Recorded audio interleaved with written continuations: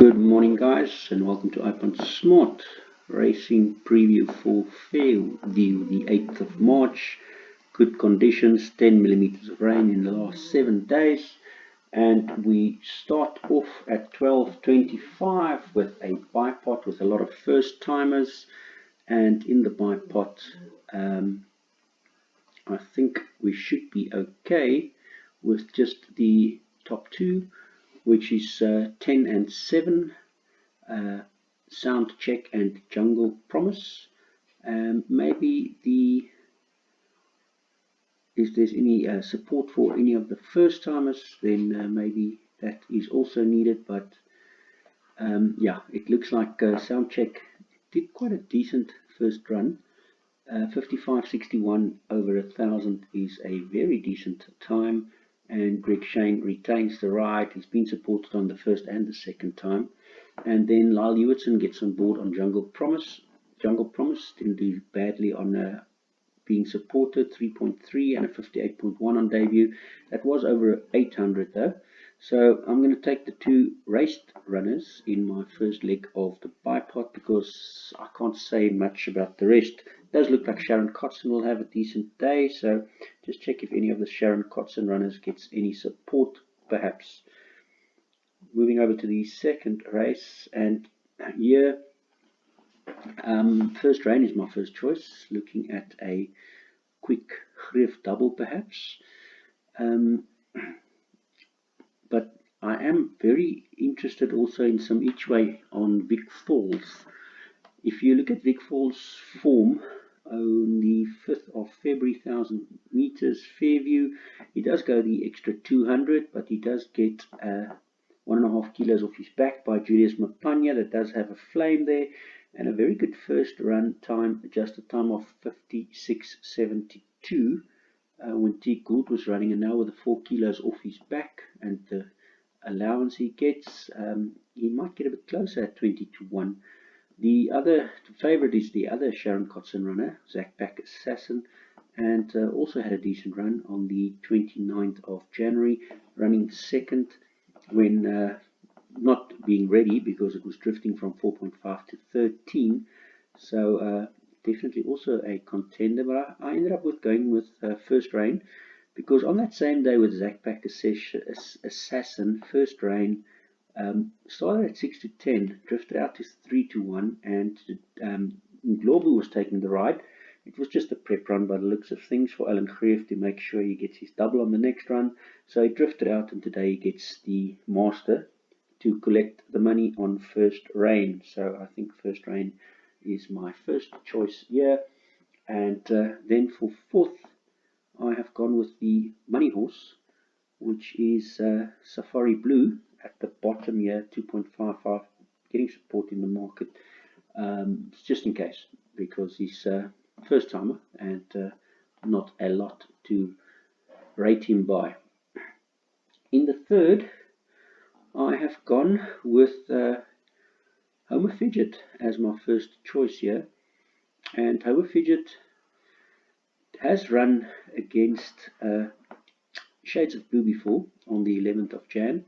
On the 11th of Jan, yeah, he had Julius Mapanya, 57.5, finished 16 lengths behind the winner, and Shades of Blue finished 3 lengths behind the winner. So you can clearly see there was a huge difference, 22.8 for Shades of Blue. That does have the best exact caution distance blue bat, and 35.82, 13 lengths back on Julius Mapanya. But since then, he has also been improving. So he had a 35.82, and then his next bat figure was a 14.85 and a 17.33 and a 10.27. So that 14.85 is actually his the best form that we've seen here on the grass. If you take this 1400 Fairview grass third with Luke Bester, the same jockey that he has today on board, ran a 14.85, and if I look at the Fairview form only, the grass form, then for Shades of Blue the 22 is the best, so 14 is obviously much better. And Big Splash, the favorite, has got a 23.72, So if I look at that 1400 Fairview, Lyle Hewitson taking the ride again, 62.98 in yielding going, and then the 1400 61.54 in good going, then it does compare quite a lot between each other, and I think that Homer Fidget, Shades of Blue, and Big Splash should be the three that is fighting it out here. So I've just gone 1 to 8 in the pick 6, 1 to 8 in the bipot and the PA. Then in the next race, so you can see that that last run is really decent with Luke Pester on board as well. So expecting a decent run from John Nell's Homer Fidget. Then in the fourth race, yeah, I think Clover Club is the right one. It has the best green bats here, best overall ranking, greenie points, and exotic ranking. So he'll be my first choice with Luke Mokotwa on board, and then his stablemate with Julius Mapanya on board is a very interesting runner as well. Since the 53.5 kilos now, he is very much in it on that, based on his bat figures now with the 53.5 kilos on board. So I do think that Julius Mapanya has a decent each way on that 13 to 1, and also on the Vic Falls at 20 to 1, some good each way money. But so Clover Club and Run Forest, the two Sharon Kotzen runners, is my first two.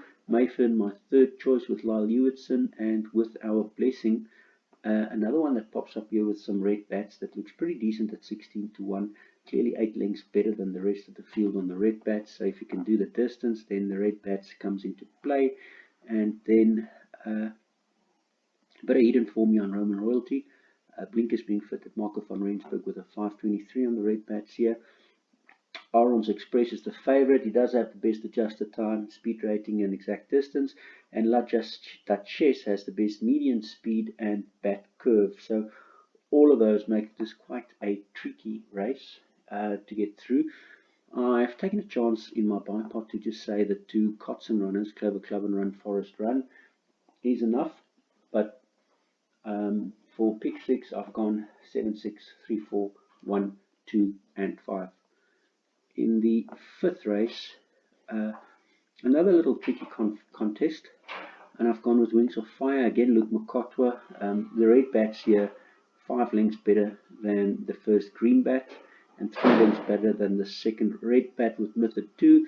So I ended up with Wings of Fire as my first choice. Flying Thunder, again the two Sharon Kotzen runners, Mokotwa and Shane. Interesting that Shane's taking the ride here for Kotzen and not for Greef, which might be a bluff as well, because Teague Gould on So Spirit does pop in as my fourth choice with the best exact course and distance. So Wings of Fire, Flying Thunder. For third, I went with Magic Miller, Shannon the Boy's only runner for the day. A little bit of a strike here on Blinkers and Tongue Tie fitted, the best form and the best bomb roll 168, and only run for Shannon Devoy. Makes it quite a bit of an interesting run why they would do that today.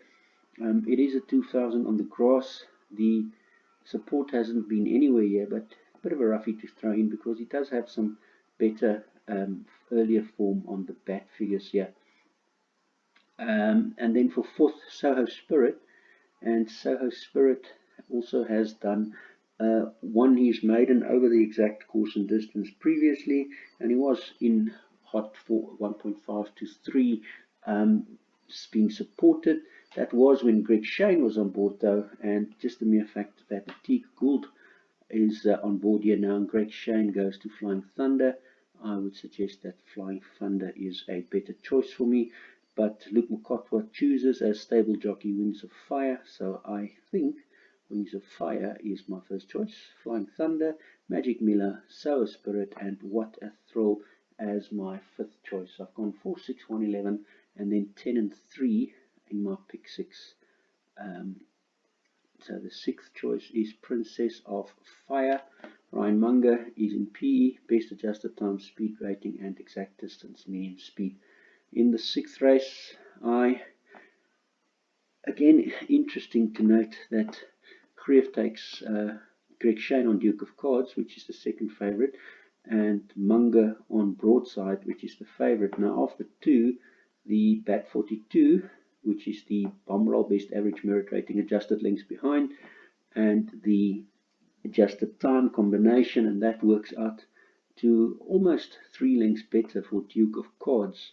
So Duke of Cards has my first choice, and Broadside the favorite, my second choice, with a bit of a roughie in Beethoven, my third choice with Chase Majon, and then another Tara Lang Exion as my fourth choice with Kendall Mini, and Sailing Lizard, my fifth choice, has had a stable change for Marco van Rensburg, so I'm a bit concerned about the stable change. He might come and improve a lot now for the new stable, so that means he needs to get included there for us as well.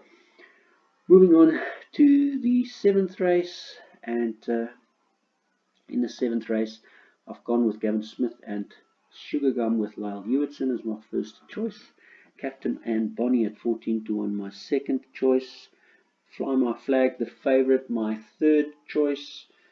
And the fourth choice, Miss Honey, 49.5 kilos, Montana Turner and Y Ramsden at 49.5 kilos, even from a 15 draw, does bring up a 1.88 bat 42, and that is 5 lengths better than Mendocino, which is my fifth choice. So a bit of a roughie there in 49.5 kilos. He clearly carries a hell of a lot less than the rest of the field.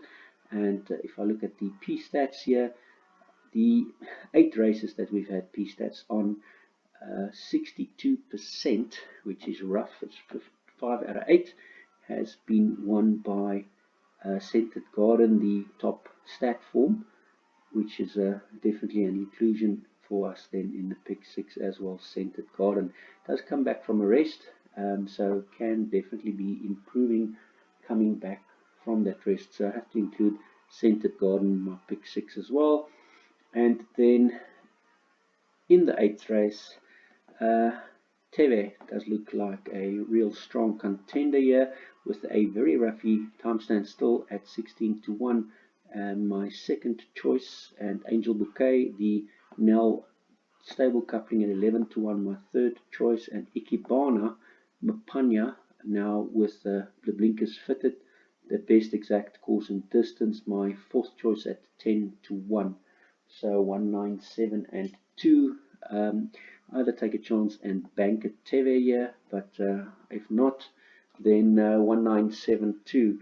If I'm looking at the best runners for the day, then my best runners for the day is coming from Teve, is a strong contender. Clearly, if I look at these lots of ones here, then Teve does look really good.